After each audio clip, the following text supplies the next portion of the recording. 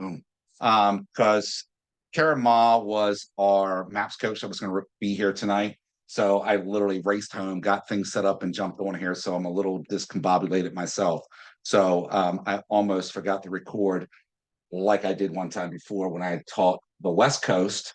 I blamed it on the jet lag. So even though I was presenting virtually, it's still I was out of it. Up from 9 to 11, that's just not okay or normal. So um, yes, all of your answers are accurate, right? The number one thing in here is the clarity, and we have to have clarity on our goals. I think that was a very well put statement because if we don't know what our goals are, we really can't move forward. We have to prioritize those goals and prioritize our what actions we're going to take. And at the end of the day, if we're not taking any action, we're just not going to move the needle forward in um, any way, shape, or form. To be honest with you, so clear, connected, intentional activities will enable growth. Tara, that's perfect. That's it right there, right? I'm sure you guys have seen this at least once, maybe twice in this session so far. Yes, we know what this is. This is our lead funnel and how we manage our leads. You guys have seen this or a variation of this, right? We're talking about our lead generation up here because we've had that conversation in previous sessions. And then we're in the relationship management. And relationship management is in this, is kind of right in that wheelhouse of these relationships. However, this relationship aspect also falls into client and referral loop because once we close a transaction out, where does that person go?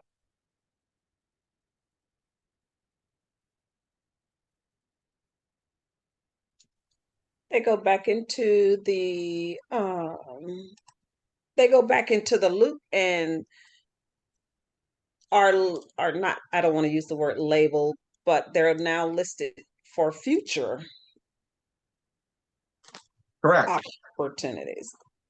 Correct. They are now the next step of where we want to be and what we're going to do because they're going to be the future. What's the average life cycle of homeownership? 7 to 10. We're at a 7 to 10. That may increase a little bit as this market shifts. However, on average, we're going to be about a 7 to 10 year time frame.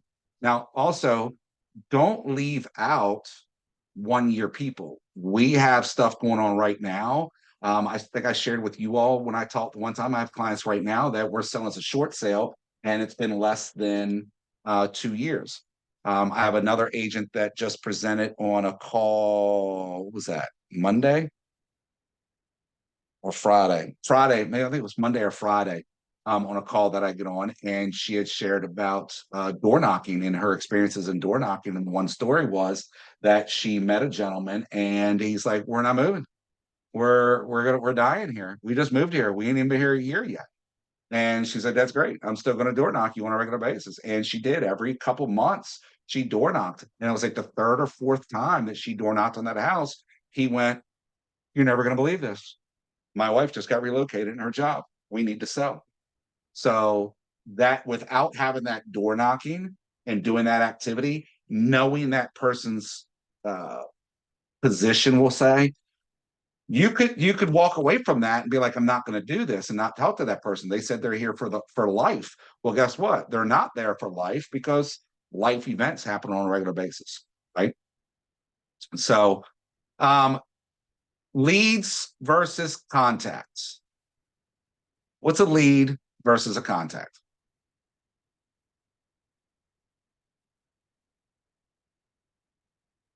I should just like darken the screen so you guys don't have the answer right in front of you.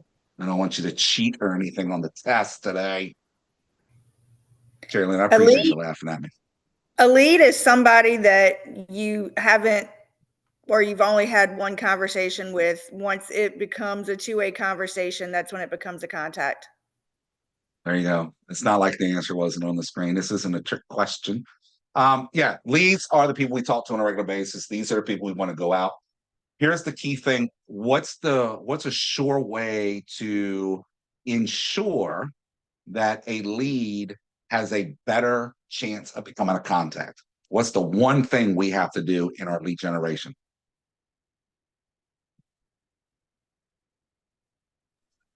Because I don't want you Follow up. forgetting it. What's that? Consistency. Consistency. Consistency in what? Engagement? Engagement, reaching out. What do we need to do before we can engage and reach out, and Get before their we have information. follow-ups Show and them smart value. plans? Get their information. Show them, get There. their information. There it is. We got to remember we are in the lead capture business, right? We can go lead generate all day long and we can talk to people all day long. If we don't capture their information, are we going to reach contact status? Nope, Why? we can't reach them.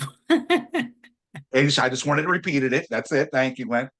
Because they're a lead. And the only way I'm going to guarantee, and I shouldn't say guarantee, I'm going to increase the odds of them becoming a contact because now I get to engage to them. I've gotten their information. I've gotten permission to communicate with them. They just haven't spoken to me yet. So it's just like when you do your geo farming and your circle prospecting around listings that, just sold, just listed, open houses and things like that. You're talking to these people with some purpose. And I heard value mentioned as well. Make sure we have those values in place as well. If we don't have those values in place, well, they're not going to want to talk to us, right? And that always creates a challenge for us. So capturing the information is the key to the success. Don't ever forget that. Matt, I have a Um, question. Go ahead.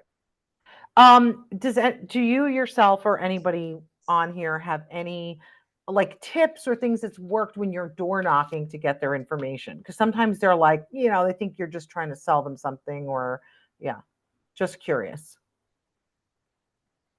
I'll take from the room first. First off, let's do a quick survey. Who's done door knocking? Me.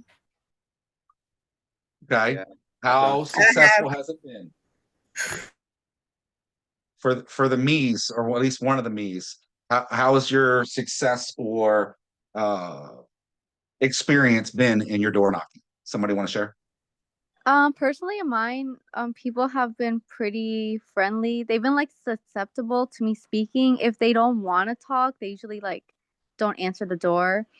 And I usually have like a little something, not something big, but like because it's gonna be summer, I've been giving out seeds.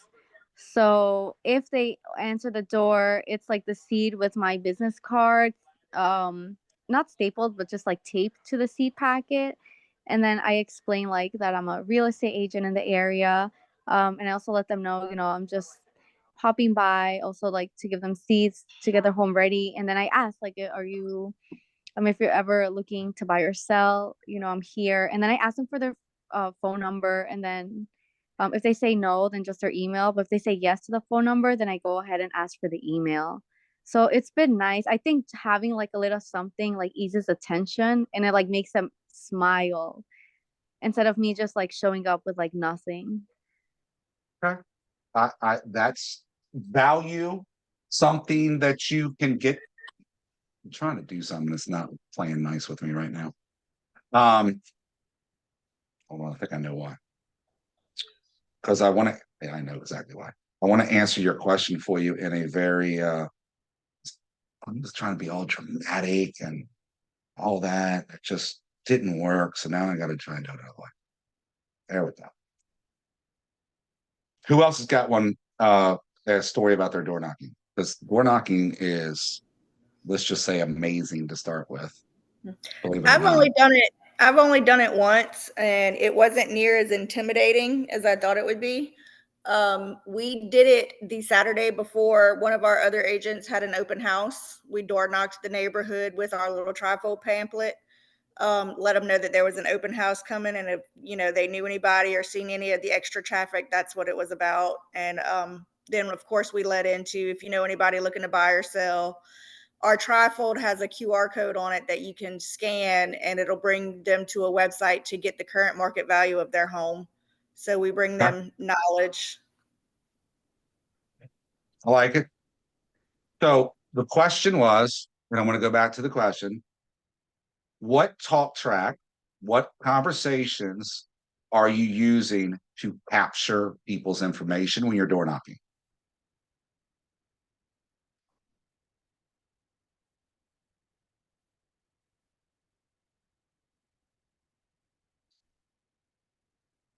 I need Jeopardy music. Okay, I'm not going to sing for you guys. All right, here's my number one. My number one. If you guys go inside of your Command Mobile, and if you go in the upper left-hand corner where my name is, and I click on that, you're going to see this amazing little link right here. It says share my KW app link. And when I click on that, it's going to open up and it's going to allow me to share my app. And if I hit the text message spot here, it's going to say, hi, this is Matt. Here's a link to download, blah, blah, blah, blah. And this link is to my app. Now, the conversation around this is, hey, when you're taking something of value, you always have to make sure you have something of value. You need to make sure your information is on that item of value. However, the challenge becomes in of you're not getting theirs. So if you offer them your mobile app and you say, hey, and this is a great conversation, right? Everybody knows the consumer app. See if I'm signed into it. That it's still new, it's still growing. We have more things that are happening, right? So what we need to focus on is getting them to help us. You're going to get more, what's that saying? You get more flies with honey than you do vinegar or something like that. I don't think it matters. I think flies come no matter what. However, if I share this and say, hey, would you mind checking out my new mobile app? You don't have to do anything. I just want to share it with you. And by the way, when you're ready to communicate, all of my contact information is in here. You can reach me in any way that you want to. And of course, my little bio is in here as well. Would you be interested in providing me some feedback on this app? Most people are going to give you a yes.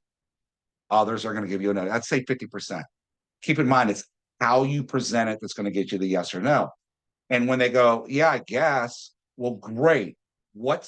Again, how we say things is more important than what we say.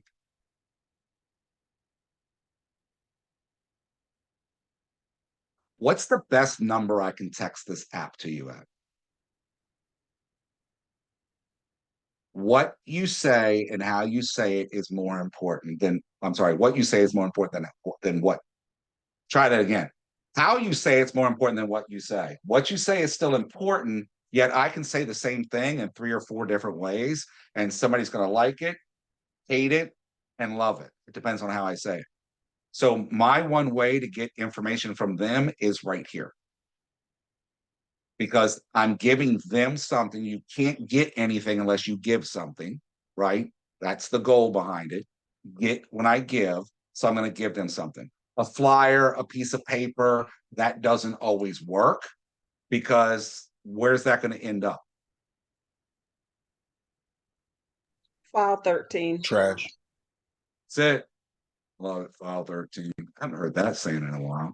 Yeah, it's going to go in the trash. It's going to go garbage, just like your business cards. So when you're out and about and you're having those conversations with people and they're like, hey, can I get your business card from you? I have no issues with saying no. Or rather than no, hey, I don't have any right now. I gave my last one out. I do have my my app that I can share. Another thing you can do, depending on the situation, and door knocking, this might not work all the time. Digital business cards. That's also inside of the Command app. You go up there in the same spot, click on it, get your business card. Don't have them scan it, hit the share button and do the same talk track. Hey, I can send you my digital card. What's the best number for me to send it to you? So at this point, I know their address, I know their name, I can get more details when I look it up online, and now I just captured a phone number. Okay. Does that help?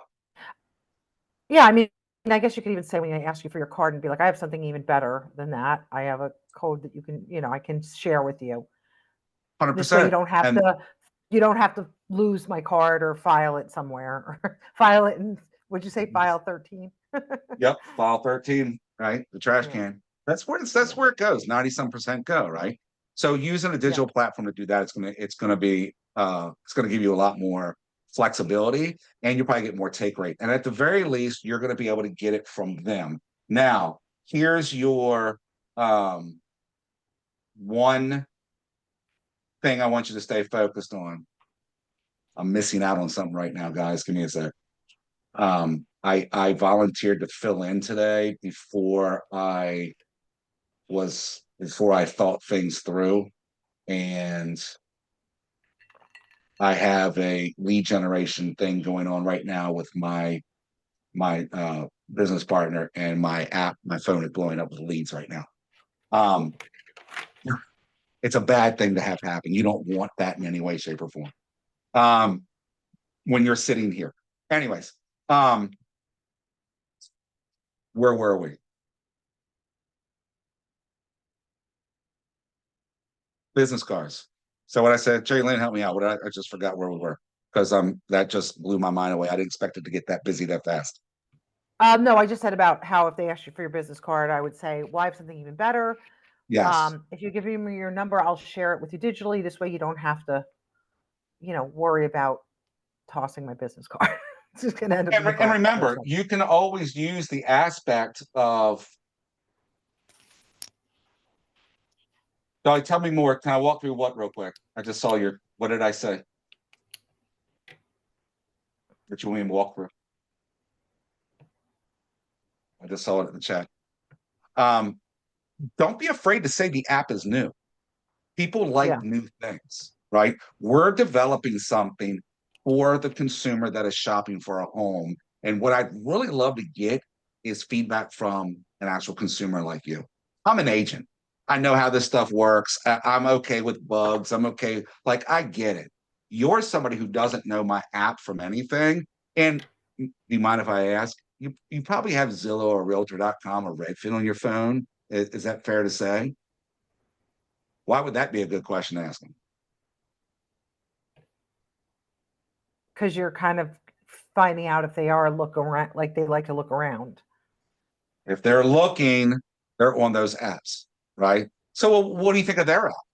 They're going to give you that information, and then you can go from there. So that's just another. Keep in mind, those are also foundational pieces to the relationships, because the more that I can ask them questions, the more I get from them, the more that I can talk with them about later, right? So focusing on building relationships, and if I could read tonight, focus on building relationships and take market share. How does that apply? What goes through your head when I say that?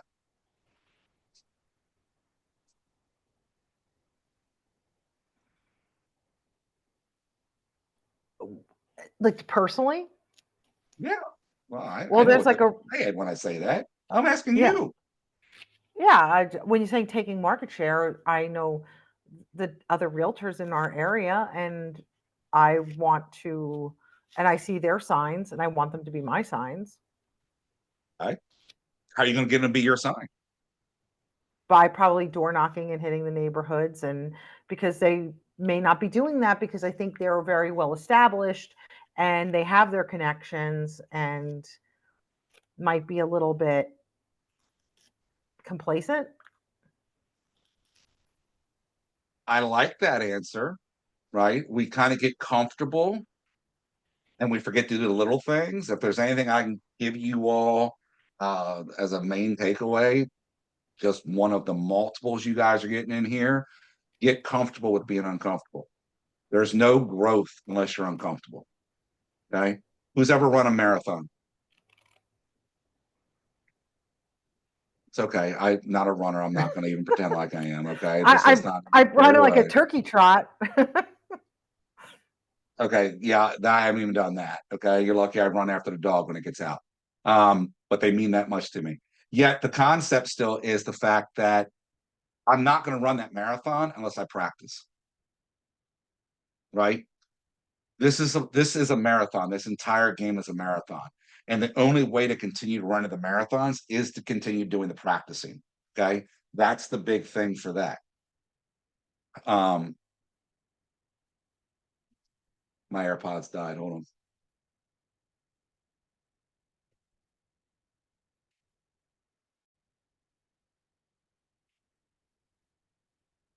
All right. I knew that was going to happen. Make sure my speakers are there. Okay. Complacency comes in when we go, oh, I did the marathon. I don't need to do it anymore. Right. So don't let that happen. You're going to lose your market share rather than take it. So you guys right now are in a very, very prime spot of coming in with the eagerness, the desire, and the passion to go after and get stuff where other people may have dropped things off or forgotten about it, right? All right, so starting with mindset, today's conversation is tomorrow's transaction. What does that mean? Because I have a couple things around this particular question that are key to success, if you will.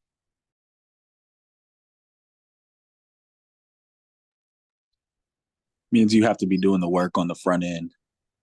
Transactions don't happen in a day, so you have to network, build those relationships, and have real estate conversations early and often. Okay, so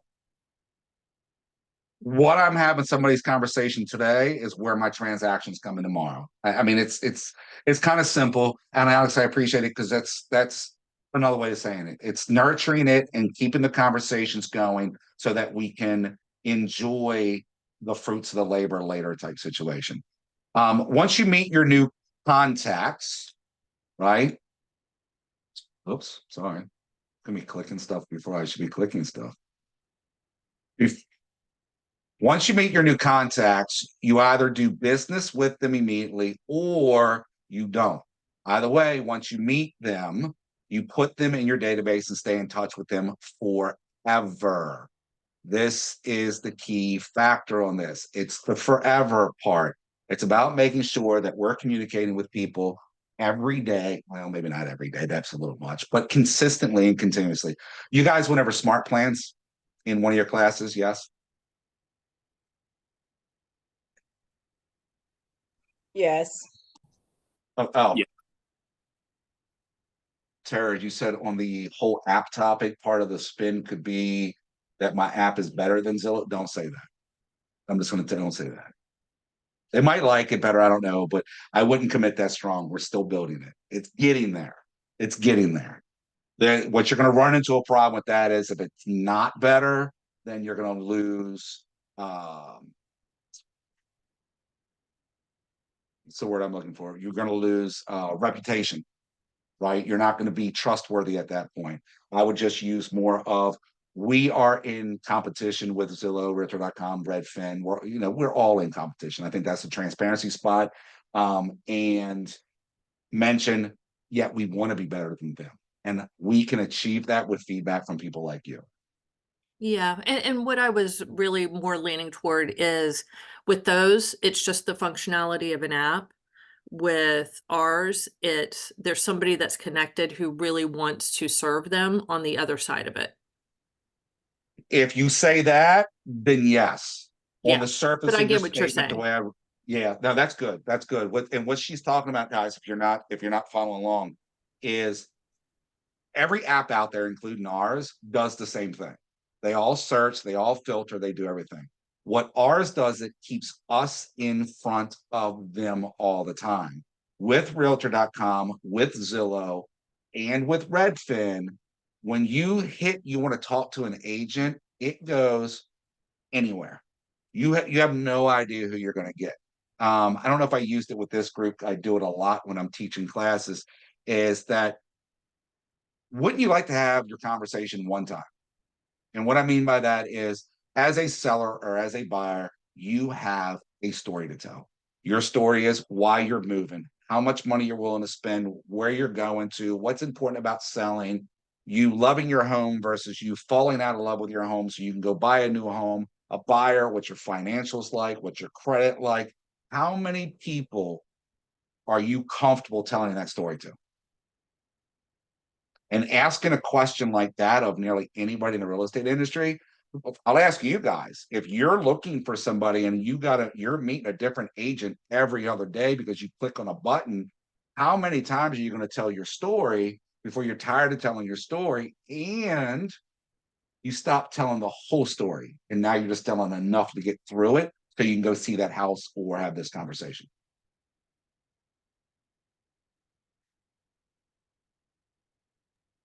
Maybe 3-4 times max. And some people will keep doing it forever because they just don't think about it and they haven't met the right agent that's going to ask the right question. And Alex, so you'll be the right agent that's going to stop them from doing that. So in that concept, Tara, I like that because as long as you're doing it in that way and showing that you were here, then 100% you're going to make that happen. So I do like that. Lead follow-up. Convert contacts to closing business. What does that mean to you guys? What's your thought process on that? Y'all should know I'm gonna ask a lot of questions because this is about you guys. I'll give you answers. It's also about you. So Where are it should you at be right that now?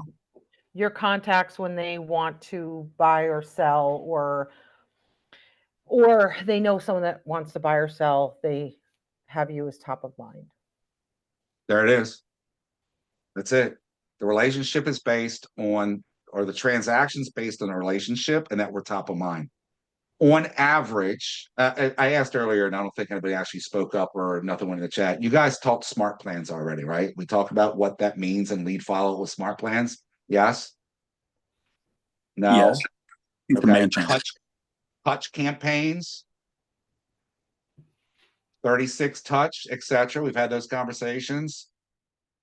How many times in a given year do you think you should be touching, contacting your database?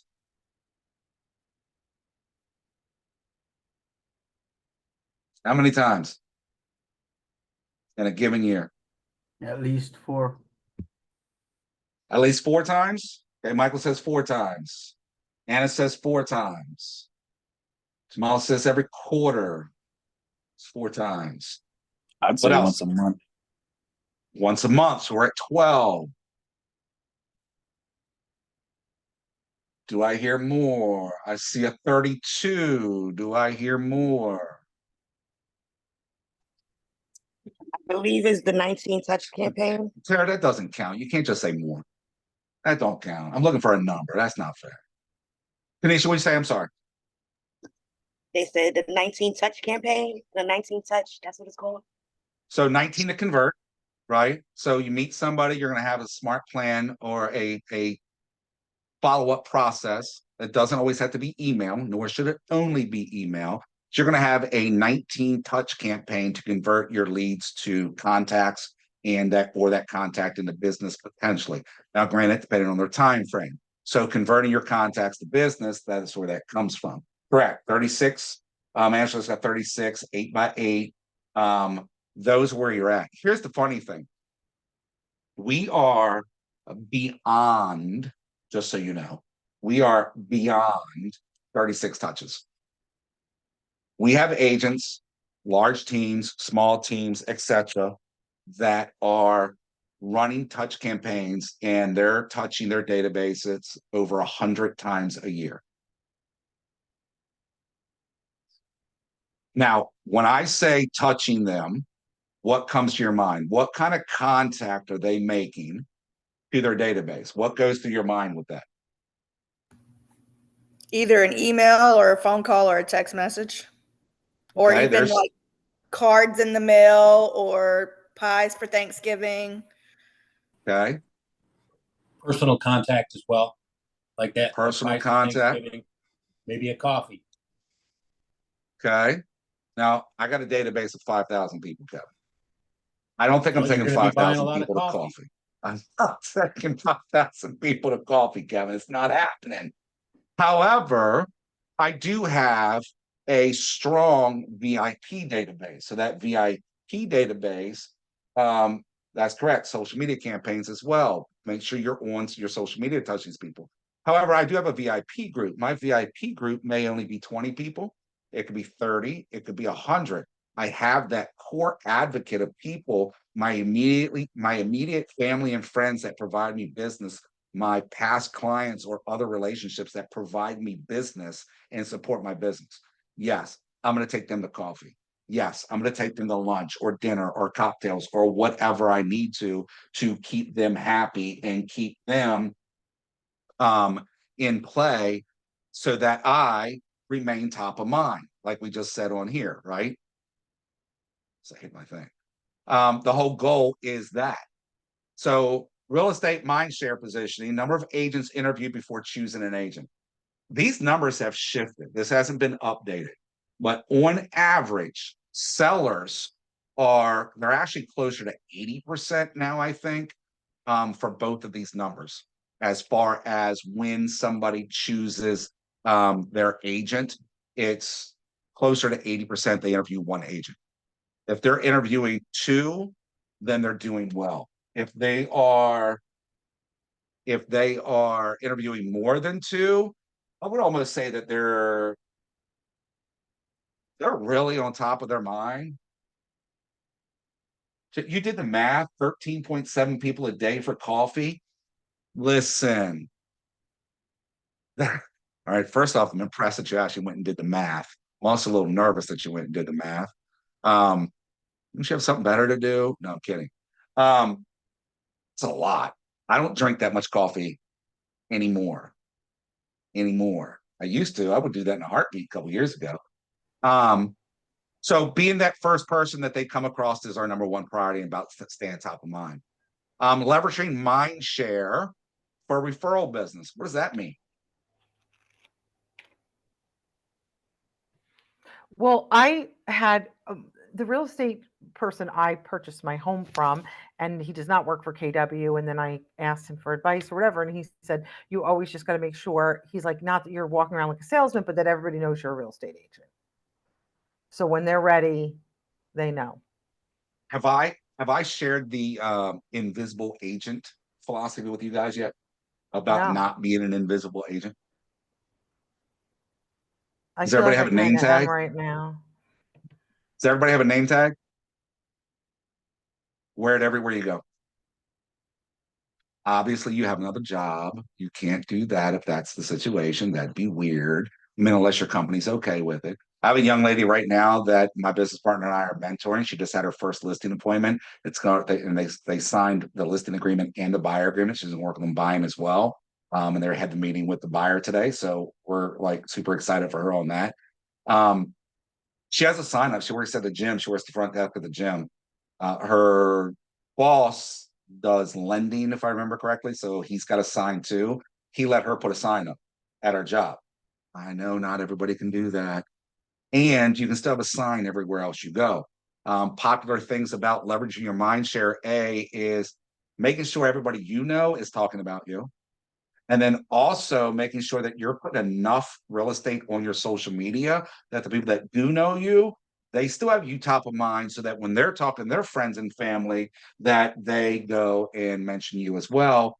And because your friends and family, your SOI are engaging with your social media, guess what happens to all their friends and other family and coworkers? They see it as well. So the more mind share we can take, right, the more market share we can take. All right. What are your thoughts on this? How are we feeling about this? Good conversation? Besides, I'm taking 13.7 people to coffee tomorrow.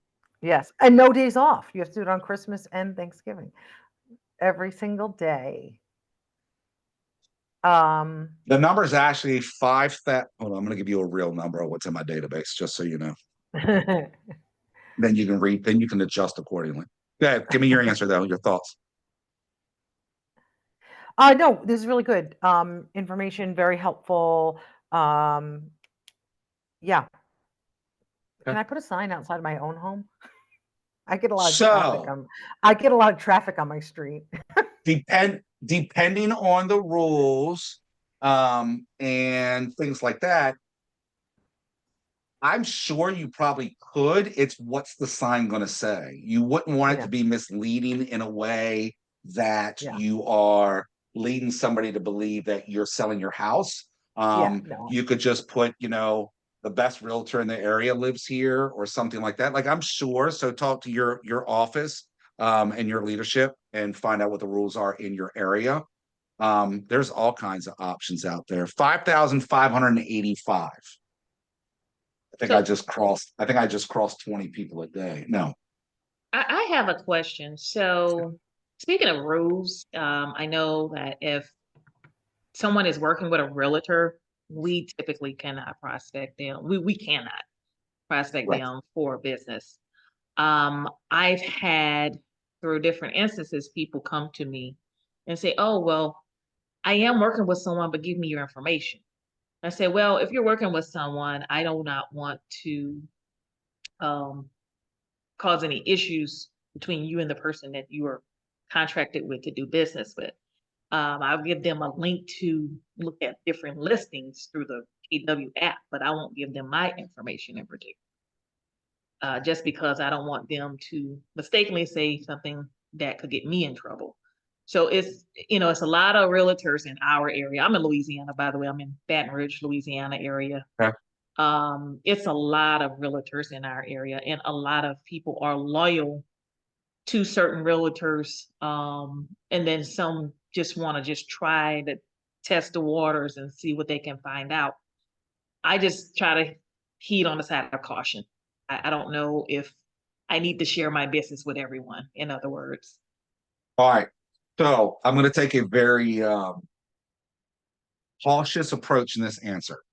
First of all, my correct answer to you is get with your broker and your team leader and find out what your local rules and regulations are as far as speaking to people. Here in Maryland, everybody hear me? Here in Maryland, if the consumer initiates the conversation, I can speak with them. I also will give them my information whenever they call me, and your protection part would be whenever they call me or contact me, are you still working with another agent? If you are, the law permits me from giving you any advice. I would give them that information in that way, and I would not answer their questions. The other challenge is that consumers are not going to always be forthcoming. They're going to say, yeah, no, I'm not working with that person anymore. And we're going to be inclined to want to respond. Again, here in Maryland, as long as I can document that the consumer told me they were not under any written obligations, if something came up, and look, I asked, they said no, I'm free to talk. It's not my job to chase down paperwork. But get with your broker, get with your team leader, and find out what their best advice for you are in that area. Thank you. You're welcome. All right. The plan. Here we go. This is what we were talking about a minute ago, right? Design your touch plan to provide value. Your 19 Connect. This is where I want you guys to really start taking some notes and start thinking. Command has nearly everything you need. The playbooks that we have everything you need. If you have not picked up the Millionaire Real Estate Agent Playbook yet from it's either on the Red Store or Keller Inc. I forget which site it's on. It's like $20, $25, I think. Order it, get it. It has all kinds of resources in there to support you with everything that's related to the Millionaire Real Estate Agent.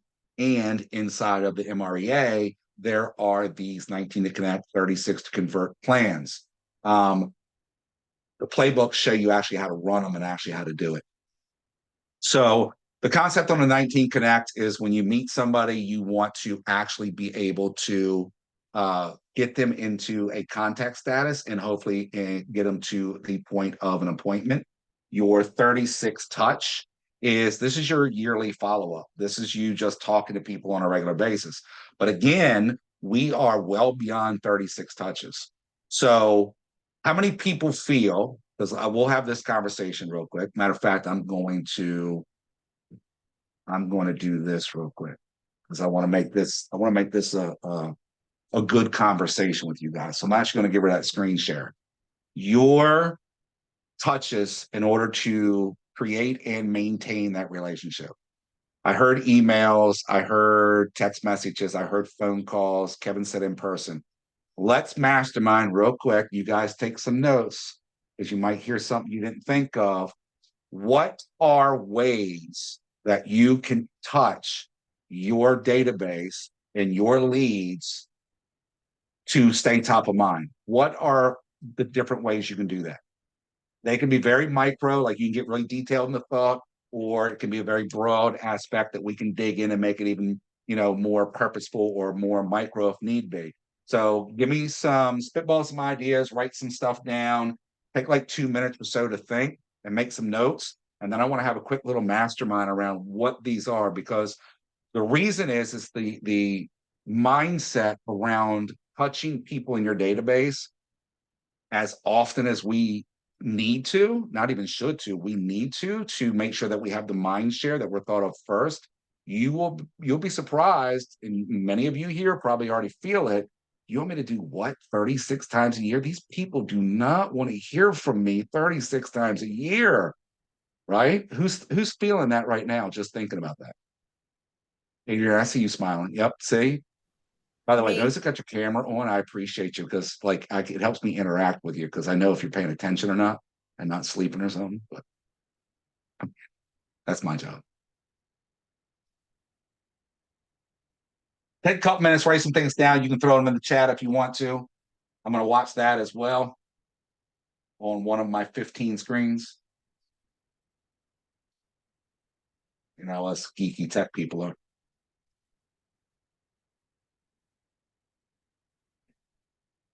We're going to talk about holiday cards for sure.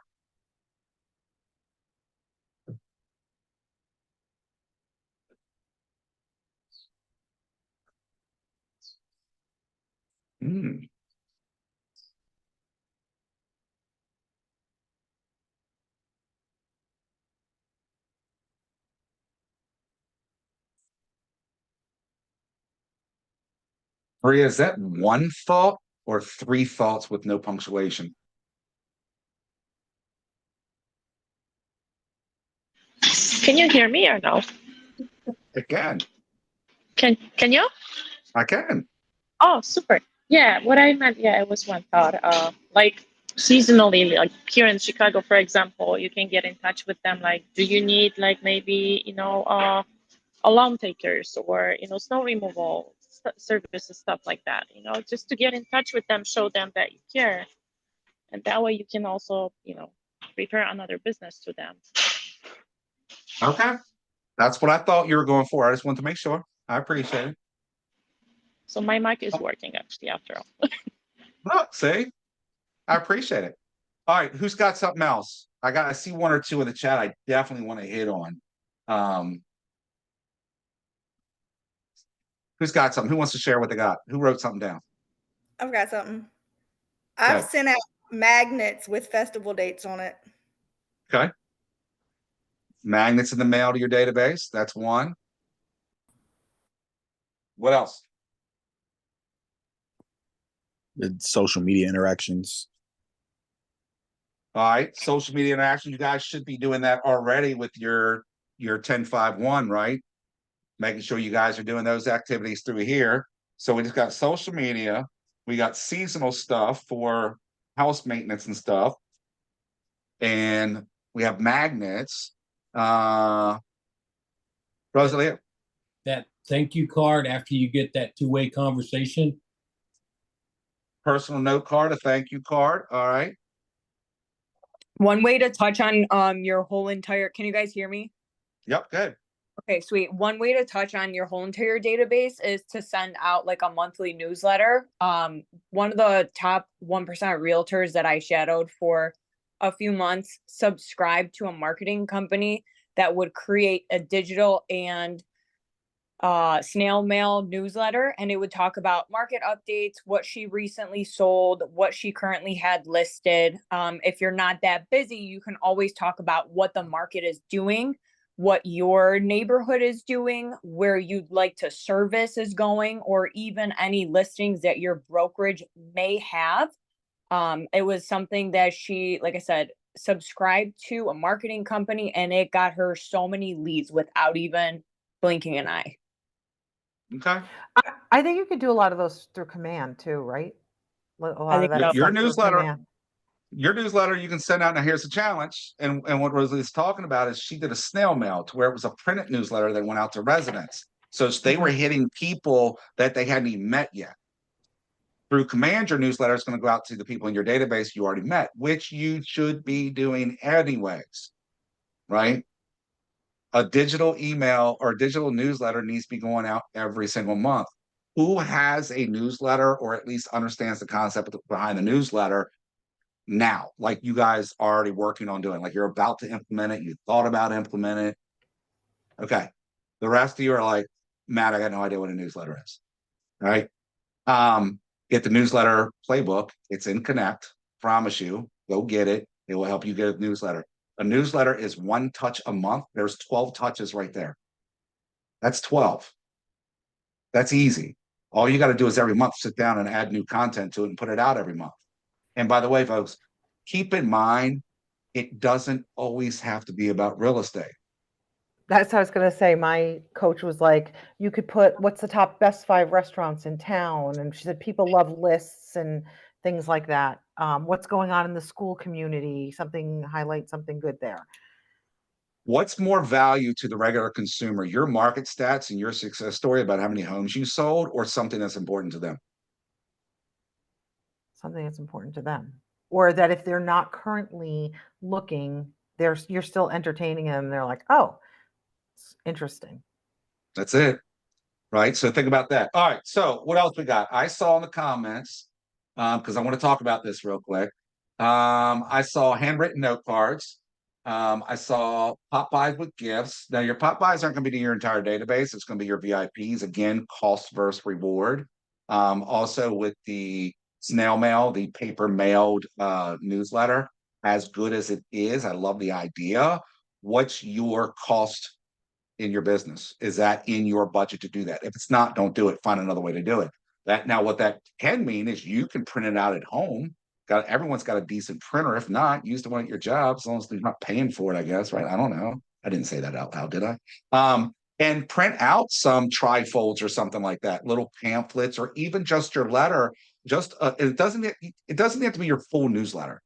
It's just a letter of notice saying, I provide this service. It's a monthly email, and I'd love for you to be a part of it. Please respond. Please scan this QR code, whatever, however you can get their information, and then go put it on doors yourself. Don't pay for the mailing of it, right? Go door knock it and have the conversation with people and explain to them the value of it. And you can do inquiries. If you were to get a monthly newsletter from your real estate agent, what would you want to be in it? Right? Find out what your people want, because what happens in Chicago is not what happens in Florida. It's not the same importance.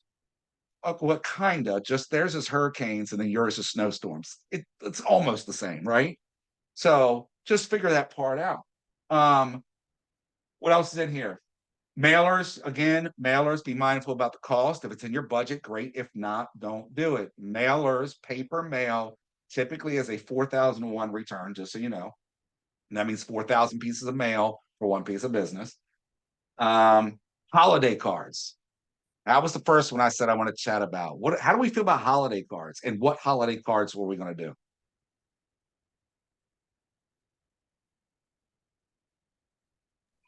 Actually, I just pickleball. Always got to be one pickleball player in here. Holiday cards. Actually, I just sent out a list of well, not a list, but holiday cards to all of my neighbors in the neighborhood, as well as down in Georgia. What was the holiday? What holiday? For Father's Day, and I did There it you for go. Mother's Day as well. So 36, 66, 99, 200 touches a year. Is it a lot? Think about just a few things we just covered. Does anybody do Christmas cards still? Does anybody sit down and handwrite their Christmas cards out and send it out to their friends and their family and their loved ones? Brianna, do you send it to your database, or have you thought about sending it to your database? Yeah, so I used to be a photographer. This is actually my first year in real estate, but I plan on implementing all of that I was doing before going hand. So definitely Christmas, all the major holidays, I plan on sending a postcard. My realtors have done that in the past, and I actually keep them. So I just imagine that it would be something like it'll have my family on there, that type of thing. I think that's kind of like more heartfelt than just writing something it'll have the logo, it'll have my family, and then a nice handwritten note to Okay, kind of pin up for here's whatever. my take on all your major, now, I'm going to generalize major holidays, right? Christmas, New Year's, which, give me one or two others you're thinking about as a major holiday real quick. Thanksgiving, 4th of July, maybe Okay, Valentine's Day. I'm not sure what that looks like, but all right, definitely Thanksgiving and 4th of July, those type of like something in the summer would definitely be 4th of July.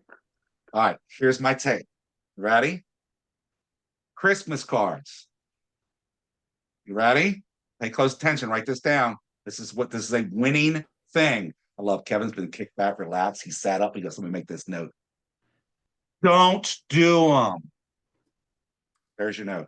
Don't do Christmas. Why? Well, you could do a holiday card. You wouldn't put Merry Christmas on it. No, But it's not about that. yeah, They okay. get too many of. That is the one card a year everybody does. You get lost in the shuffle. What I like what you said though is Thanksgiving. When's the last time? Who here's ever got a Thanksgiving card in the mail? Let's be honest. I've never gotten one. Sarah, that pickleball on it? Something. They I was can like, also Which- is there such a thing? Well, I was gonna say What, you a can also do Thanksgiving gift card? cards. Yeah. Yeah, there's Thanksgiving cards. Go to the Hallmark aisle. There's Thanksgiving cards out there. Now, go to Amazon. You can probably find bulk cards for Thanksgiving. Stick to the holidays that people don't. Who's ever sent a St. Patrick's Day card? Ever. Okay, fine. Listen, we're gonna have Brianna come back and just teach cards, okay? Because she's done them all. So, stick with the ones that the people don't do. That's going to be your thing. And if you do one, there's another 12 touches a year, right? Newsletter, 12. Some type of holiday card of any sorts, 12 more. Now, be mindful. We don't want to send out, family type base cards if they don't have a family, right? Don't send me a, Father's Day card if I don't have kids. That'd be weird. I'd be like, what happened that I don't know about and I don't want to continue to know about. So don't do that to me. I already have my own. It's okay. So find something that would fit. Now, that doesn't mean you can't send Father's Day, Mother's Day to your core. That's a completely different touch, right? But to the general people in your database, it's a completely different touch. Go with your concept of a newsletter that we talked about in the mail. Go with that with cards. Go around and put little Valentine cards. Go buy. Do they even make these anymore, guys? Do you guys remember the little cards with the little kids gave out in school all the time? Is that a thing, or has that been like canceled as well in life? No, Because they go still do put it. those. Put those on the doors in your neighborhood on Valentine's Day. Do the same concept for something else. Think of how many different ways you can touch people and make a connection, and it's different. That's the key factor. You have to be disruptive and you have to be different. What's this? Yes, people go. Yes, people go to vacation. Wait, what? Say that again. Anna, you said do holiday cards, be ready to do all of them because people look forward to them. I'm going to say yes, just like anything else. And if you get that following, guess what? They're going to be there for that very reason. They are going to be looking for your next card. And I think you said the magnets, right? Yeah. That becomes a thing. There are certain people that enjoy that coming out every fall or every spring, whether it's your baseball schedule or your football schedule or whatever that schedule looks like. People do get used to that. And when you miss one, people ask you what happened. Yeah, we did the festivals because here in South Louisiana, it's a very festival ridden led city. Nuh-uh. So that's what we did. We pulled the major festivals around our area and put them on a magnet with the dates of the festivals. There you go. There's one. you Think guys- about the community when you're doing your touches, right? Think about what people want. And if you don't know what they want, go ask them. Brianna, what you got? Oh, I was just gonna say, do you mind sharing, Anna, like, I guess what website or what sites you're using for your magnets? It was ordered through my last broker. So Oh, she okay. ordered it all. She came up with it and everything, but I will try to find the information out from her. Okay, or because anyone in general that's using magnets. I'd I like I'd would to say just- see find somebody local because Okay. I do it for my other job, and if you go online, you end up paying more because there's minimum. Just try and find somebody locally that can do it for you. Okay, Most thank you. everyone has a minimum, and I agree. Here's the other thing too, which, and you guys probably haven't had this conversation at all. And this is more of a lead generation thing. I don't know. I'm making an assumption here. Business to business lead generation is golden. So if you can find another business that you're going to put their product out in people's homes, co-brand with them. You might even be able to get a discount. I want you on my marketing because I want people to know who you are as much as I want them. I want it to. I'm going to mail these, or I'm going to put these out at 1,000 homes, or whatever that looks like. Go have that conversation with them. They may be willing to work with you and reduce the price or anything. I don't know, and you're Matt, not going to know until you ask. And the other thing is, if you go to other businesses, like if you on your flyer, you can highlight a local business if somebody's a good partner.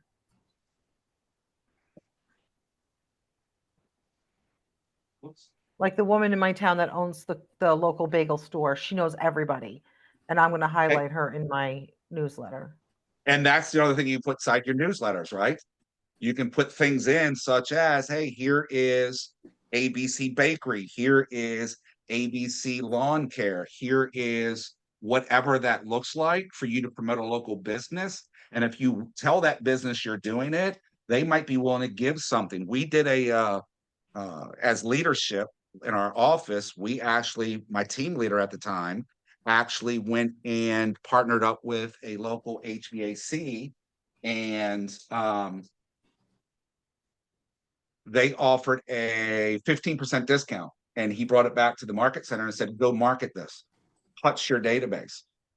And that's what agents did. Well, not enough of them. We didn't get enough buy-in on the idea. However, you can do it yourself. So go partner up with those people and see what you can do about getting some of that stuff done, right?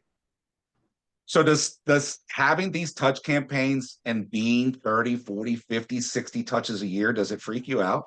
If you're doing 4 activities every month, right? 4 activities, that's your newsletter. By the way, when we're talking smart plans, everybody should be on your monthly neighborhood nurture.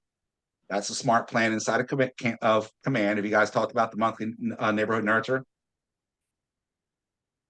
We know what that is. We don't even know what that is. Okay, we'll make sure we get it covered. But if you're on the monthly neighborhood nurture, you're doing a newsletter, you're doing some type of mailer, be it birthday cards or holiday cards, whatever you can find, and then you do one other thing, and I don't know, pick something. It can be anything. 4 touches once a month for 12 months. That's 4 a month. What does that come out to be? 48 touches right there. And none of them are the same. They're all different and they're all valuable. Now you throw in your DTD2, which is your quarterly call. There's 4 more, right? It's very easy to get to 50, 60, 70 touches in a year and not be a nuisance to people. I promise you. Ooh, Terry, you just won. Pets birthdays. Pets birthdays is a winner. We'll take that one all day long. Another one I was gonna say. Oh, Go ahead. I'm just bringing my screen back up. oh yeah, I didn't know what was happening. I don't either. It's okay. Someone in my database just lost a brother, and one thing, I mean, not that you should play up on it, but it is still like a touch, is if you know someone has just lost someone, you can send flowers or, send a card. That's also, a good, you know, thing to do too, is just still use it as like a touch, right? Even in those moments, we can still show like our appreciation for our customers, clients by like doing those type of touches. And I didn't even consider it a touch, but it is like still a touch, just going to a funeral or just sending a flower over, spending time with the family. Those things are still touches that we don't really do. So this is now you're gonna make me do this because this could be a deep conversation. There is a limiting belief behind that. I'm going to give that to you right now. And I kind of hear it in your voice. You're like, should I not? Yes, it's a touch. Don't forget you're still doing something and make sure you're touching those people.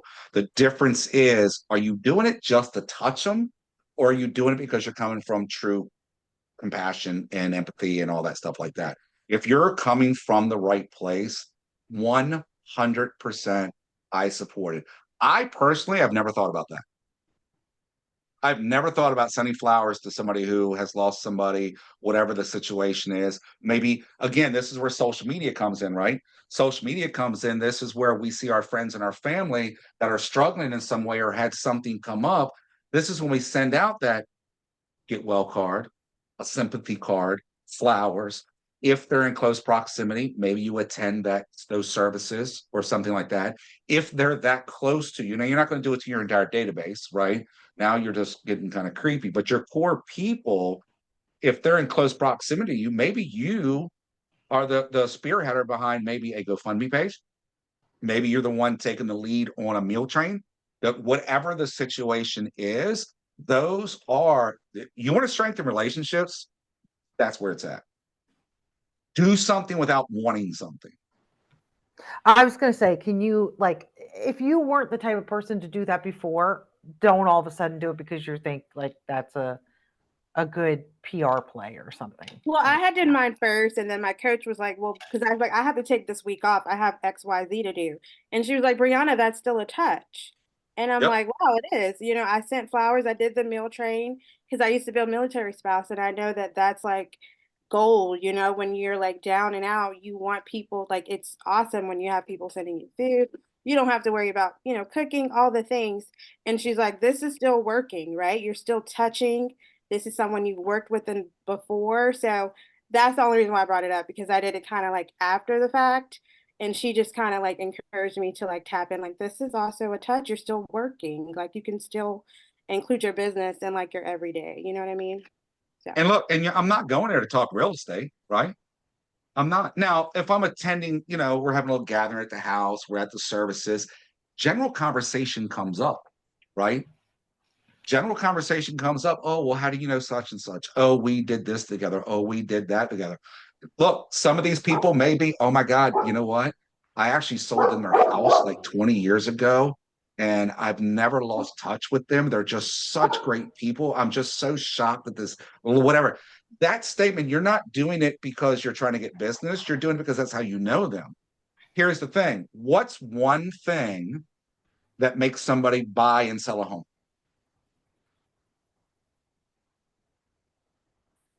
Life event, a change. That's it. And if I'm at a funeral or a wedding or something like that, and somebody finds out, what's something that's probably on their mind at that point, because they're now thinking about their life because they're in the process of celebrating somebody else's? What change do I need to make? You very well could get it. And look, it's not bad. It's not dirty. It's not creepy. It's you doing what you're supposed to do by caring for others. And if we're coming from true compassion and from true contribution to be there, it's going to pay out. If you're showing up for the wrong reasons, that's going to show up too. Just keep that in mind. And I just wanted to say, Brianna, hopefully I'm pronouncing your name right, but I think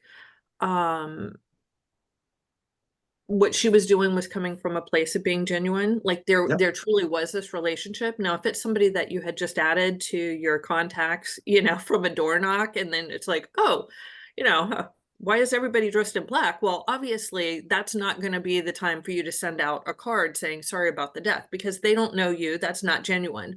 But in her situation, there was this history, and it also goes to speak to who you are as a person. Like, you know, you're a kind, caring, compassionate person, and the genuine element really does make a difference. So I think that's lovely, and it's really, you have to tailor it to the audience, so to speak. So Correct. Correct. Otherwise, again, like I said, if you're doing it for the right reasons, it's going to show up that way. And as they say, karma, right? It's going to pay you back the right way. If you're doing it for the wrong reasons, it's going to get known too. And that goes for everything that we do. So keep that in mind. And by the way, Patrick, I just actually realized we had some Charizard and some War Turtle up there and stuff like that. So kudos on you on your screenshot there, buddy. It just literally, I saw that right before you popped back on the screen. So touching people this many times is not a big deal. It's just not. You're going to be able to do it. Crafting your message with people. So if you're going to use using the 6 connections to make sure you're asking the right questions and include a MOFR. What's a MOFR? Does everybody know what a MOFR is? Like what that means? I know Tara's going to just read it on the screen. Go ahead, girl. Tell me what it is. I got you. I see you. Reading it, lip reading. Make offer for immediate response. The better question is, what does that mean? Yeah, we had another class where the gentleman was showing us his flyer, and he had a QR code for if you like a free home evaluation, click this QR code. That's it. We have to give them something. Here's the key in marketing. I was going to give you guys, matter of fact, I think I will. I know this isn't a tech class tonight, and I'm not going to do command, not do KW tech. I'm going to give you a secret to developing your follow-up plans, your touch campaigns, and everything you need to do. Because one of the tasks inside of this is for you to do all of that stuff. Okay. I'm going to show you because I want to get to the next one. Oh, I have to mention this as usual. Make sure you do everything TCPA compliant. Okay. That means checking the do not call registry. If you're not familiar with what the do not call registry is, get inside of KW Connect and look for the TCPA one pagers. It will help explain it to you. If the market center is looking for training and coaching around TCPA, have them reach out to me directly because I have a course for it. All right, we're going to jump into our next slide, but in between our slide decks, I want to show you something. So, however, survey time. Survey says you guys are awesome. Make sure you give yourself positive feedback. So if you guys wouldn't mind grabbing this QR code or go directly to kwueval.com, I would greatly appreciate it. Your type of event is a virtual event. As I tell everybody, there are 2 mats in the drop down. I'm the better looking of the 2. And then our course is Ignite session 12. And we're going to jump into session 13 in just a moment. While you guys do that, any last minute little ahas or takeaways from strengthening that relationship and how you're going to go about doing that and why we're doing it? I have a question. So, Lori, with your question. Sorry, I'll wait till he responds. No, go ahead. You spoke up first. Oh, Kevin's already spoken like 15 times. We haven't heard from you yet. I forgot all my questions. I've been saving them. I didn't expect it to end. Anyway, caught me off guard here. One thing, what happens if you want to choose a neighborhood and somebody else already has that from another brokerage? How does that work? Can I ask a question? And then the other thing is, I noticed how you said you can go into Connect and look up the playbook for flyers, I think. Yep. Is that what it was? Is it that simple? Yeah, I'll show you real quick. I really just need to hire you because everything you're mentioning that has to do with creating something, you're like, oh, you just send this, but you first have to create it. And that's the really time consuming portion when you're not somebody that's either super techie, and I say super, not tech stupid, but very, very techy and, knows how to do that sort of thing. So I just want to be Then like you, you're Matt, gonna but I need to create those things. then So you're go gonna ahead. What's love your what I'm question? about ready to do. You're gonna love Okay. what I'm about ready to do for you guys.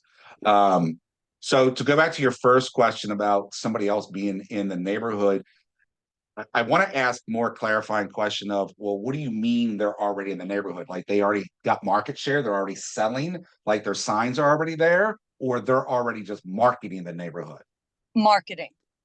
So what's Specifically nobody door likes that knocking. person? Do they have signs in their yard? Is that agent have signs and listings in that community on a regular basis? Yes. Yes. They don't listen. We have several agents that take that have market share. They have a market share because they can do a lot of business. They just don't build the relationships. You'd be surprised at how many people would like to have an alternative. So I would be door knocking and marketing to that neighborhood. Just be prepared for the question of, well, how do you compare to A? And then be able to say, well, here's how I don't know what they do. Apparently you do. So here's what I offer. So you tell me which you'd rather work with.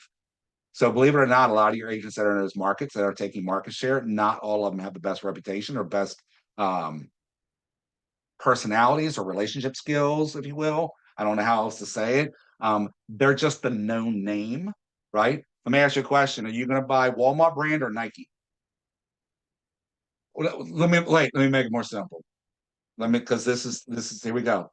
Are you buying name brand cereal or non-name brand cereal? I'm buying name brand cereal because I already know the other stuff doesn't taste as good. However, you'd be surprised how often the non-name brand, does taste decent, right? Mm-hmm. Just because it's a name brand doesn't mean that it's the real deal, right? Look, Patrick already said Nike all day long. But just concerned about basically, I actually know this person in this one neighborhood I wanted to door knock in, and she's from I just think that I will make an enemy. So I'm just trying to circumvent that because I believe every neighborhood likely has somebody marketing it. I would, yep, and I wouldn't worry about it for that very reason. Don't overthink it. Kevin, what do you got? Okay. Gotcha. So I like the breakdown on how to get the contacts. And when you really look at it, if you can use all the things that are available to you, all the markets, all the email, the cards, the telephone connections, you can make connections fairly quickly and using the neighborhood nurture and the smart plans.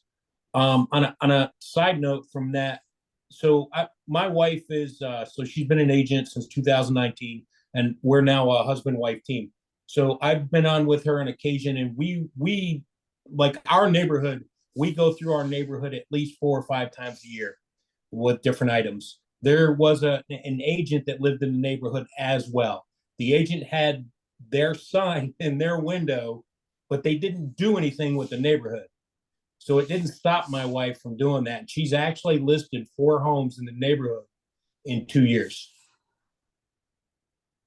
That's what it comes down to. What value are you bringing? Just because somebody's name and picture and all that stuff is there doesn't mean they're bringing the right value. Again, there's something for everybody. So I appreciate that, Kevin. That's exactly my point. And you just said it, I think, shorter and faster and better than I did. So, all right. So I mentioned playbooks to you guys. The playbooks are key. They're going to be a key to your success. If you go into command at the top, you have command right here on the left-hand side. Right next to it, it says connect. If you go into Connect, Connect is our learning portal. You're going to go in here. We're going to select Browse All. And all you need to do is type in Playbook. And I'm going to search for playbooks. All of our playbooks are going to come up. There is a playbook for newsletters. And this will walk you through ideas and principles around your newsletter. All you have to do is go through it. It gets into great detail about, according to NAR's 2022 member profile, 42% of an agent's business comes from referrals and repeat business. Newsletters is one of the best way to do it. Here's some examples what newsletters looks like. Make sure you go through this and look how much of in these examples is there real estate information. I promise you, you're not going to find a ton. Most of it's going to be about what they're doing in the community, how they're giving back, how they've supported, and things like that.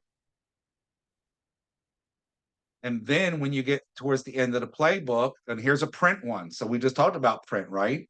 Print's going to be smaller. You're not going to do a lot of it, right? I think it's going to be one simple page. It's not going to be a book or anything like that. And with inside of that, this is where you're going to be able to promote your actual digital newsletter and get people to sign up for it. All right.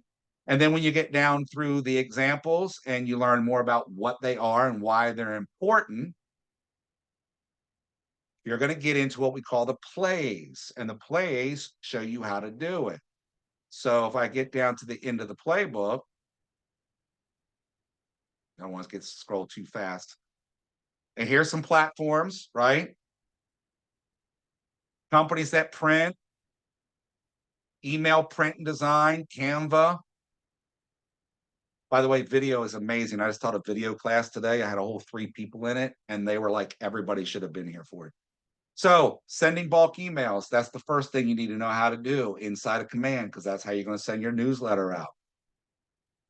The next thing you need to know is creating the marketing material. So you need to be able to go in designs. You need to be able to create what you want to create, preferably a HTML email. So social posting as well to promote for your newsletter, HTML emails, postcards. So everything inside of designs is right here. And then as usual, if you go to, oops, wrong keyboard, answers.kw.com, you can get more detailed into each one of those just by going into Command, and you'll be able to access it. Now, you want it, well, you didn't want it, but I'm going to give it to you. I offered you a solution to all of your problems. Who knows what this screen is? How many of you are familiar with this screen? ChatGPT. There it is. Who said that? AI. Alex. Alex, do you use this on a regular basis? I do. So what have you used it for? I use it for emails. I use it for like LinkedIn posts. A little bit of everything, honestly. It's pretty much anything I need to generate a text, some type of text for. Just call it life. Yeah, pretty much. Chat is life. All right. If you guys aren't in this, I'm gonna highly encourage you to get into this. So I'm gonna put this in here real quick. Create a touch campaign for a realtor to, oops, if I could type.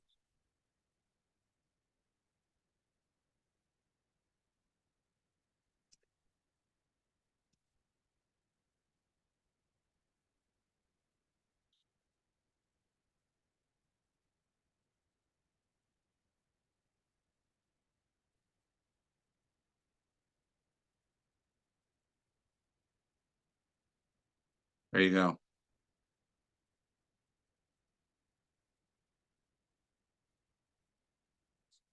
We didn't even get into events and webinars that you can host for your people. We didn't even get into, well, a lot of these different things. Look, this is giving you a quarterly breakdown of what you can do and how you can do it to be top of mind. Matt, what is it that you're doing right now? You So if you're asked, not- who knows what you're- this web page is, but I'm so sorry I can't see what web page it is, and I didn't understand what Alex said. And then something just, yeah, if you could just real quick tell me what this is. So this is ChatGPT. This is your AI platform. This is the most popular one out there. This is free. You can access this and have a free account. I assume, Alex, you're probably like me. You probably paid for it by now, correct? Yes, sir. It does a lot more on the paid version. However, it's an AI platform that has been created and has everything you need inside of it. You can just ask it a question. And all I did was ask it to create a touch campaign for a realtor to communicate to their database using everything and anything that he can think of what chat can think of. And I said, I want to touch 100 times a year. So this Wow. is 8 to 9 monthly touches, email, text, social, direct mail, phone calls, events, webinars, in-person visits, and gifts. Now I can break this down further, and this one kind of does, right? Monthly email campaign, monthly newsletter, special promotions, event invitations, and personalized emails, birthdays, anniversaries, holidays. Text messaging, it gives 3 examples what you can do with that. And there's 12 touches for each and every one of these, except for social media has 24 touches in it for the year. So weekly posts, again, it doesn't have to be directed at the people, it just has to be out there for people to see.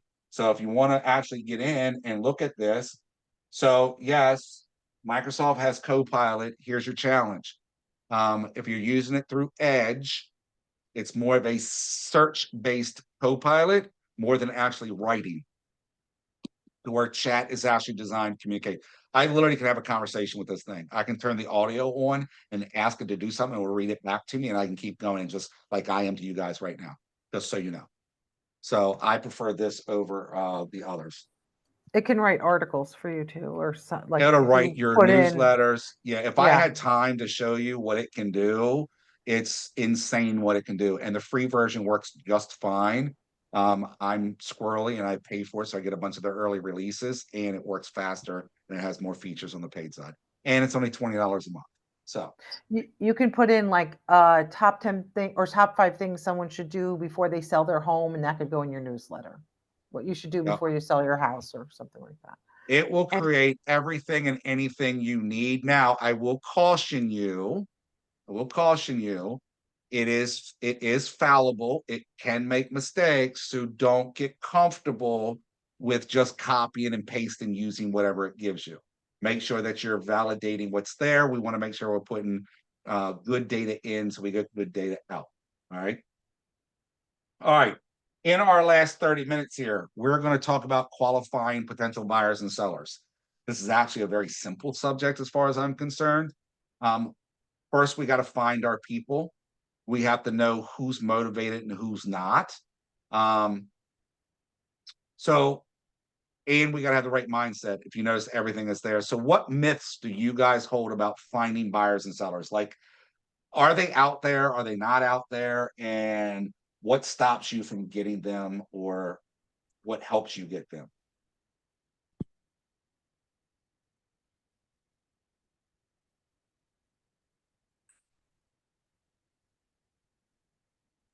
Open houses are great for buyer leads. I got 3 this past weekend from an open house. That's I'm going to tell you right now, guys, with this shift and with the changes coming out, open houses are going to be huge. 3 to 4 a week. I don't care. Figure it out. Get them out there. They're going to be hard because the market's still a little soft. Depending on where you are, there's been some drastic changes in Arizona, Florida, and what was the other one? Texas. Those 3 states right now are starting to see a very big shift more to a buyer's market and price reductions. I don't want to say buyer's market, but we're seeing a lot more price reductions, which this could be the sign of something, or it could just be a small thing. If interest rate drops, that could change everything as well. So they are out there. You just have to go get them. So when it comes to data, referrals from friends, neighbors, or relatives, all buyers, 47% of the time. First-time buyers, 57% of the time. Repeat buyers, 41% of the time. The key takeaway on this, and why this session is tied with the other one, it's about you being in touch and in front of your database, your friends, your family, your advocates, so that they can share your name. And it's about you asking for the referral. So the more you can be in front of your people, it increases your chance of getting buyers and sellers. If you look here, sellers found their people the same way. Why does I say buyers twice? There's a typo in that. 39% of all, 47% of sellers, and 35% of repeat sellers. The numbers are very similar in there as well. So being in front of them is where it's at. We're not talking command tonight. That's Thursday. I think Alana's doing that, to be honest with you. All right, ready, willing, and able. What does that mean?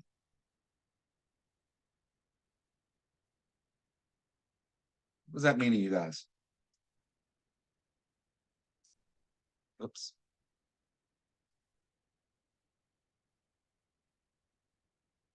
Doesn't? Okay, I'll tell you. Sorry. I'm So good.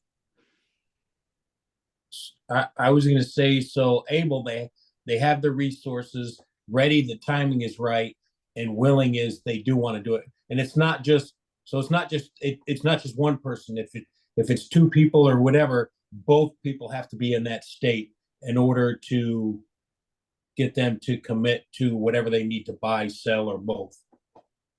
Or whatever. Those sum it up pretty well, right? The able part for a buyer is, are they financially able to do it, right? Same with the seller, right? Is a seller financially able to do it? Because even though a seller might want to, depending on the market, depending on their financial situation, where are they going to go after they sell it? Yeah, they might be able to sell it and make money, yet are they financially able to buy on the other side or rent? What does that look like? So the able is kind of, finances and physically, like, are they able to do these moves? Ready, yeah, like, I want to do this. I'm ready to do this. Have they got their ducks in a row? Have they made the plan around it? Have they gotten their pre-approvals, things like that? And the willingness, 100%, yeah, they're really willing to do it. And they're committed to doing it. We find this out. This is one of my favorite things right here that come from curiosity up here. So coming from curiosity means we're going to ask all the right questions to qualify them as ready, willing, and able. You can choose however you want to do this. The concept, though, is that you have A, B, and C qualified consumers that want to transact, whether they're buyers or sellers. So your A buyer or your A client will say, they're the ones that are ready, they're able, they're willing to do business, and they're doing it now in the next 10 to 0 to 14 days. Your B people are 15 to 60. Your C's are 61 plus. I use a little bit different formula.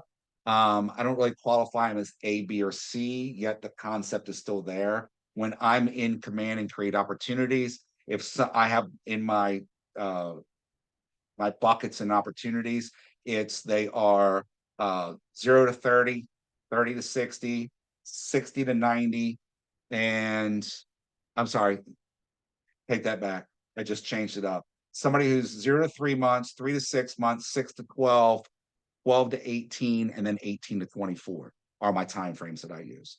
I don't go beyond 2 years as far as creating an opportunity. And the only reason I don't is because if they're that far out, I probably won't have a lot of influence on them moving their timeline up.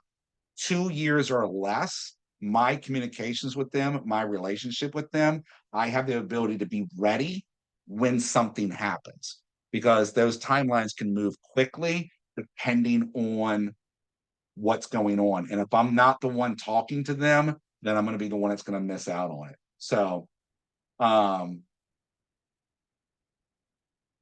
let's get into qualifying. Questions on that? Because that's kind of, in my mind, kind of simple. You want to organize your people, because you don't want to waste your time with somebody who's 3 years out or something like that. So when they're not ready to do business today. Thoughts, questions? Good. I'm just looking at one of my 14 screens. And so, all right. So why qualify? I'll ask that question. Who wants to answer? Why are we qualifying? What's the point in qualifying anybody? Because it's an ever-changing market. Okay, ever-changing market. What else? Moves things quickly, more quickly. Okay. Can we just sum it up and say we're not wasting anybody's time? Yeah. I mean, if I'm sitting down with somebody and they're like, hey, I want to buy a house. And I'm like, okay, cool. Let's go buy a house. Yeah, not waste our time or their time. If I don't ask the right questions to know that they're ready, or actually if they're able, I haven't qualified them. And all I'm going to do is run around. And when the time comes to write that contract or actually have them sell their house, there's a chance that they're going to go, yeah, I can't do that. So we want to make sure that we're documenting everything. We want to make sure that A, they're the owners. We want to make sure B, they're qualified, make sure who they are, make sure you have a checklist in place. It's important to do that. So inside your student manuals, inside of Connect, inside your market centers, with your coaches, with your mentors, you're going to be able to find these buyer lead sheets and seller lead sheets. You're going to want to start using these. I would recommend that you use them religiously until you've mastered them. Once you've mastered them in the sense of you know how the process works, you could kind of back off physically using it. I would still encourage you to physically use it so that you don't ever miss anything. Because you get on a buyer consult or a listing consultation, you can kind of get excited and miss certain steps. There's nothing wrong with having this paper in front of you when you're having these conversations with people.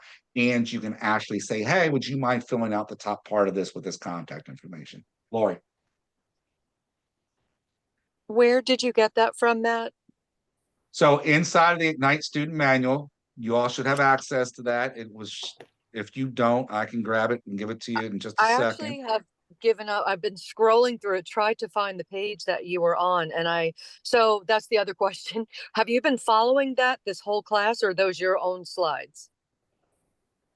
No, these are the class slides. However, I've got some that are cut out due to our time constraint, because Ignite sessions are actually 4 hours and we're jamming 2 sessions into 2 hours. So there are some things that are actually kind of like, I don't want to say cut out, but we have to like trim some of it for several things. This also should be in the back. There should be a resource page, a resource set of stuff in one of the books. Or I mean, in the back of the book, not one of the books. Oh, that's we great. have multiple books. In the back of the book, you have the resources. It should be back there. I'm trying to take a quick peek right now at the student book. If not, there are plenty of them around in other resources inside of Connect. But I think it's in the back of the book because there's scripts and things in the back of the book as well. And I think these buyer sheets are back there as well. If they're not, get with your coach or your mentor or your team leader. There'll be plenty of them around for you to be able to use. So there's no place to download them, Matt? They should be in the book. They're in KW Connect and they're in I other can places. just copy them from They're all over the place. They're okay, all thank you over so the much. place. So, and you can create your own, to be honest with you. No thanks. She said no thanks. That's my weakness. Well, here's the thing. You need the base, right? Eventually you will create your own because you're going to be able to go through here and go, hey, this is what I need. And this makes more sense to me in my business and what I do in my business, to where this is just the general basics. You should use this, yet you're going to make tweaks to it as you go along. It helps you keep organized with making sure we're asking the right questions and that we're doing all the right stuff inside of it. You get the same thing in the buyer sheet as well. Before you even go on a listing presentation, you want to make sure you're asking all the key questions. This one has, how did you hear about me? You should be asking that question of all buyers and sellers because you want to know where they're finding you out. It's no different than when you go to Target or something like that. Colin says it's on 13.6 and 13.7 in the book. He's in the chat. 13.6 for the buyer lead from 2 people. So it is in there. Because I want to know what's working in my marketing. What marketing am I doing? Am I getting my results? The only way to know is to ask people, well, how'd you learn about me? How did you know about me? And things like that. All right. Because we want to qualify our people in that A, B, C category. And the only way to do that is get the answers to these questions. We want to know, like, let's go back to the buyer sheet real quick. Has anybody taken you out and shown you property yet? Right? That's another way of saying, are you working with somebody? If they go, oh yeah, we went out and looked at a property last week. How did you go see that property? And if they go, well, we called this agent up and he took us. Did you sign any documents with that agent? Buyers are going to be misleading. They may say yes, they may say no. Obviously, if they said yes, then they're already in a buyer agreement and you're going to have to deal with that accordingly. If they have not, then make sure you get your buyer agreement signed. Keep in mind, moving forward, you're not going to be able to show a property inside of your MLS until you get a buyer agreement signed, or whatever your local board and your local MLS is going to require of you based on the changes from the lawsuits. What's not on this, and I'm going to give you guys this when it comes to qualifying, there's not enough on this, is finances. So if you note on this second page over here, it does bring up like, how are you going to buy this house? Cash, mortgage. Most people are going to do a mortgage. If they're going to do a mortgage, I'm going to encourage you to add questions to this around their actual finances. How much money do you make a year? Now, I know that's the lender's job to worry about that. The lender's not always going to, no matter how good your lender is, you guys aren't going to share enough information typically, because what you're going to find out with buyers is a lot of them hold back. I've had buyers that have been qualified for like $700,000. They don't want to spend more than $5 million. I need to know that though, because if I'm looking in the 5s or the 3s or wherever I'm at, and I'm not finding what they want, yet I'm finding something $25,000, $50,000, maybe even $75,000 over the number they gave me, I may not be as willing to go approach my buyer and say, hey, have you thought about this? If I don't know their financials, because they have a vision and they're stuck on a dollar amount on a monthly payment. So it's going to affect my conversations on, well, if you want this, you have to spend this, yet you guys don't want to spend more than this a month. So if that's what you want, then we have to settle for these down here. And once they understand that, they're going to move forward and probably come out of pocket for more stuff. Yet if I don't know the financials, I'm probably not going to ask those questions or entertain those other properties. You're also going to have potential buyers that are going to come to you and say, hey, we want to go see this house. And it's $100,000 over the budget they gave you. And you're going to be like, what? Don't go show it until you find out why. I've had buyers like, no, I want to go see it. And it's like, you don't qualify for it. So, Matt, yep. Do you first ask like how much they're going to put down? Oh, I ask it all. I ask as if I'm the lender, and I don't do it because I'm going to do any of that stuff. I need to know where they're really at. And here's the other thing too. When I'm talking about down payments, it also is about how much money do they have on hand? Because one of the conversations you need to have in a buyer consultation and in a pre-qualifying aspect, because you're going to pre-qualify more over the phone in the beginning to set the appointment. Now, if you can avoid doing too much questions on the phone because you can scare them off and get them into the office or at the coffee shop or whatever, I'll probably be there with my 17 people a day. So you can come join me. So get them to that appointment first because the conversation is going to be easier. However, the limiting belief behind this is, well, nobody wants to share their financials. That's a myth. You will be surprised at how many people will openly talk about their financials with you because they see you as a professional. If you're not getting their information, they're not looking at you as a professional. You need to figure out what's going on. I've had agents that I've had this conversation with, like, you need to get details so you can qualify them better to know really where they're at. So when you have the consultation, you can have a better conversation and set better expectations, because the expectations are important. And I had somebody come back to me and go, you're never going to believe this. And I'm like, what? They have given me so much, and they've given it to me all by text message. All by text message. And that was a text conversation.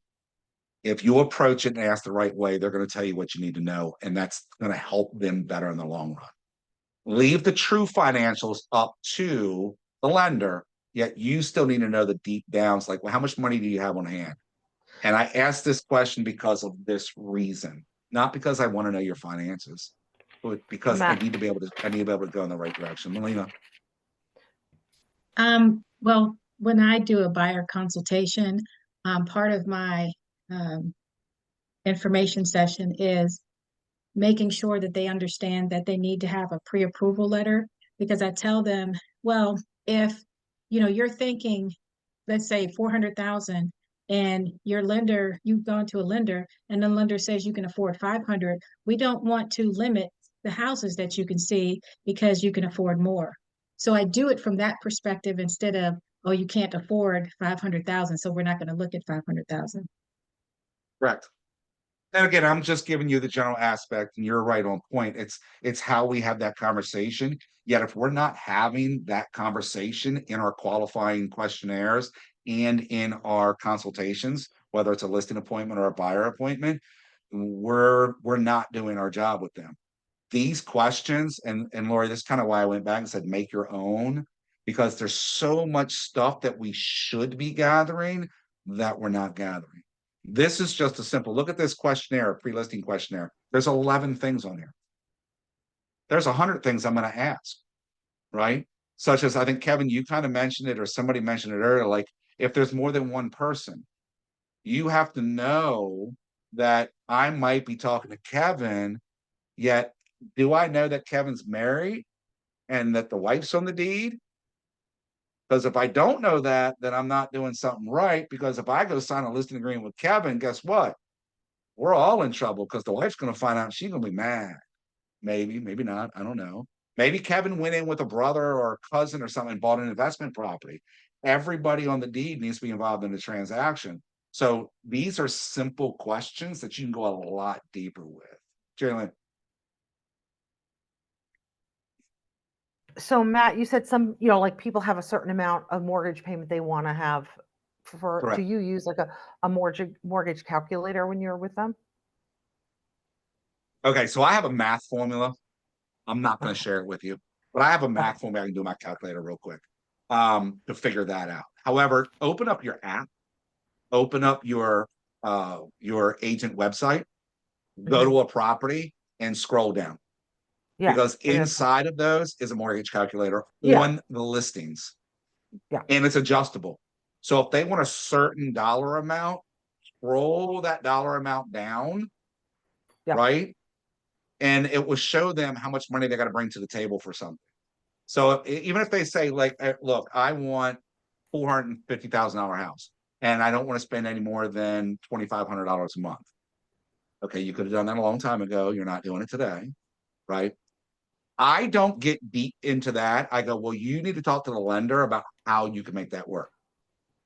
I'm going to let you know, though, when you talk to the lender, how much money do you have in the bank? Maybe we can buy your interest rate down. How much of a down payment do you want to put down? And they're like, well, I don't want to put much down at all because I don't have a lot in the bank. Well, then we're not doing this. Right. And here's No, the no, reason why. I mean, I totally understand that. I just wondered if you use that as a tool in front of them. Like, you know what I'm saying? I understand how it works. I will break out that mortgage calculator in the app and I'll adjust numbers right in front of them because I'll have an idea already of what they want. I'll bring something up and I'll go, let's look at this property right here. If you want to pay what's your credit rating? What's your credit rating? What do you think your credit rating is? Yeah. Here's the thing. I ask people their credit rating. I have no issue asking that at all. You know, a lot of people are like, I got no idea.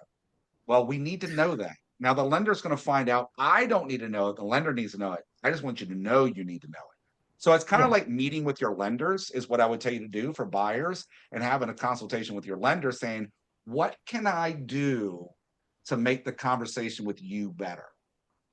What financial questions can I ask and should ask that will help set you up for a better conversation with these clients when I meet them?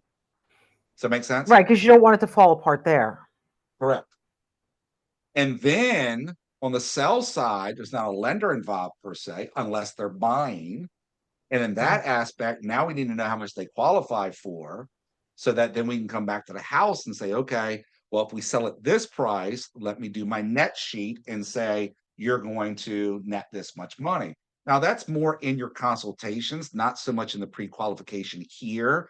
Right now, this is the bare minimum I want to know for a seller or a buyer. Bare minimum. Buyers, I go deeper. Sellers, I'm just like, when do you want to go on the market? When do you want to close? Where are you moving to? Do you have a mortgage on the home? What's your payoff on it? By the way, make sure you ask, do you have any HELOCs or any revolving lines of credit and things like that? Now, my in-house title company, they have a feature they offer called Win Listings, where all I do is go to their website, put in the property information, put my name in it, and they go do a title search. And they will go search our judicial system. They'll pull the deed. They'll pull any open deeds of trust, so their mortgages. They'll check for deferred water. They'll check the case search records for tax liens. They check for, I mean, I got a whole list of stuff they give me. I know going into the listing appointment what's going on, and if they don't tell me, I can then ask.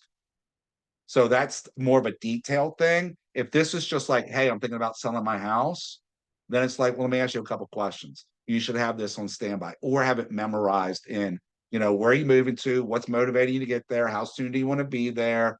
If your home sells in the next 30 days, will that be a problem? Now, it's a great question to ask now because homes aren't lasting 30 days in most of our markets, right? And they're like, oh, really? It would go that fast? Some people don't realize that. Right? Okay, well, we need to make a plan around that. Would it make sense for us to get together and talk about what that looks like?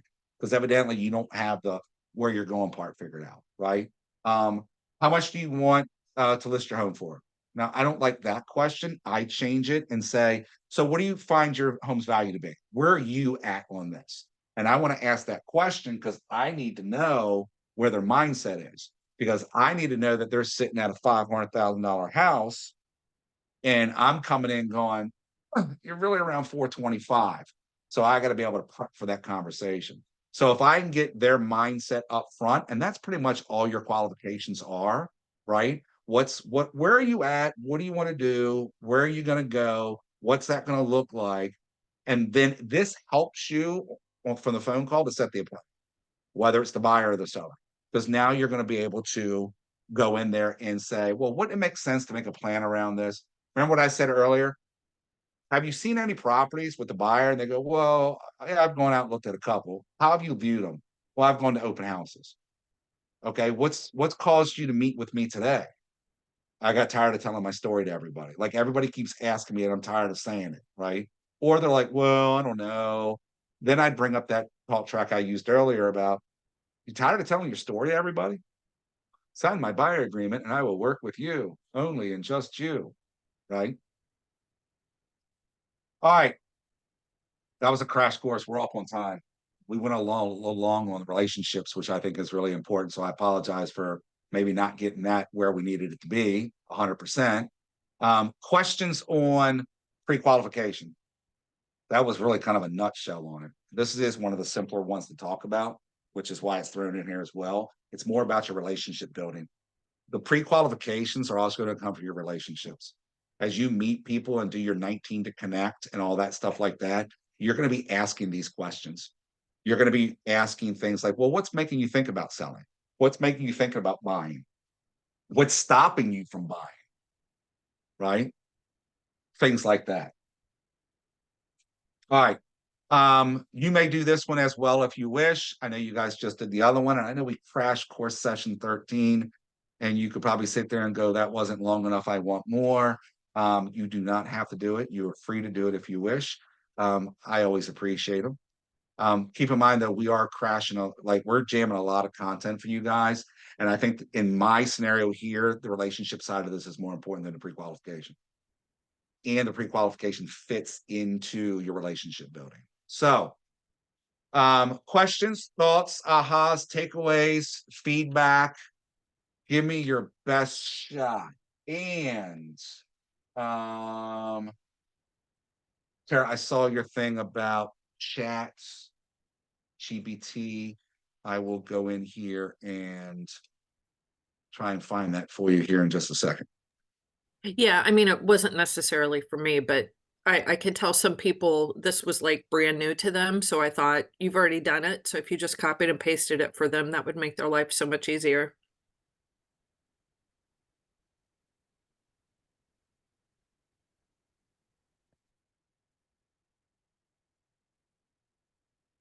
It's going to be a lot inside of this box. I was going to just so you say, I guys don't know know. if it'll work. No, it won't. I can only do 1,000 characters, and that was like 40 million characters, but I'll Yeah. figure it out. Or maybe I people can, could just email you on the side and say, please send it to me. or just get in chat and ask yourself. I promise Yeah, you it look it works. up. I promise you it works. You'll be able to get everything you want out of it. So, okay.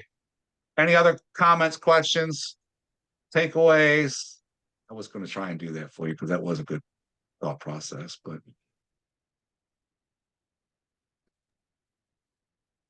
I mean, this was great. Right. I think it was a aha moment, just the number of touches that successful agents are putting out there. So I'm definitely gonna up my my outreach and in creative ways for sure. And here's the funny thing for you guys. By the way, I'm going to go ahead and throw, for those that don't have it already, I'll throw my contact information in the chat for anybody that wants it. If you need anything, feel free to reach out. The funny thing is we think that contacting those touches that we talk about, it's too much. Nobody wants to hear from me that much in a given year.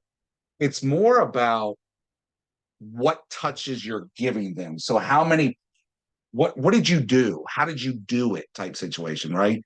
Did you make it creepy and make it all about real estate? Or did you make it valuable and kind of make it about them, right? Social media, going back to what Brianna said about being on social media, just a simple, oh my God, I'm sorry to hear that. Sorry for your loss. That's all somebody needs sometimes. So I don't have to be close to them, right? I mean, stop and think about it. If you're posting on social media, what's your goal? As a person, not as a real estate agent, just as a person in general. If you're posting on social media, what's the goal of it? Attention. To stay connected. Yeah, no, it's attention. I'm putting something there. I want somebody to pay attention to it. Good, bad, or indifferent. I want the attention. I want the likes. I want the hearts. I want the I want the comments. I want it all. Right. So when you do see people that are in your database that are sharing sad and unfortunate events, there is nothing wrong with you who you are not close to them to say something. And then I want to keep in mind when I say they want it, it's not like they're like some crazy person. They need it for some reason, right? They're looking for some validation. They just want somebody to comfort them. There's complete honesty in the reason they're putting it there. And then of course we all know who the drama people are, right? They want the attention. But everybody else just look, I'm going through something. I don't necessarily want you to say anything or do anything. I just want you to know that I got something happening. And just a simple, hey, sorry to hear that. Or I'm celebrating something. Hey, congratulations on your promotion, right? All of those different things. And if you're putting that stuff out there, you're going to be the first person they think about on a regular basis. And that's the key part behind all of it. So, who else got something else? Give me another little takeaway.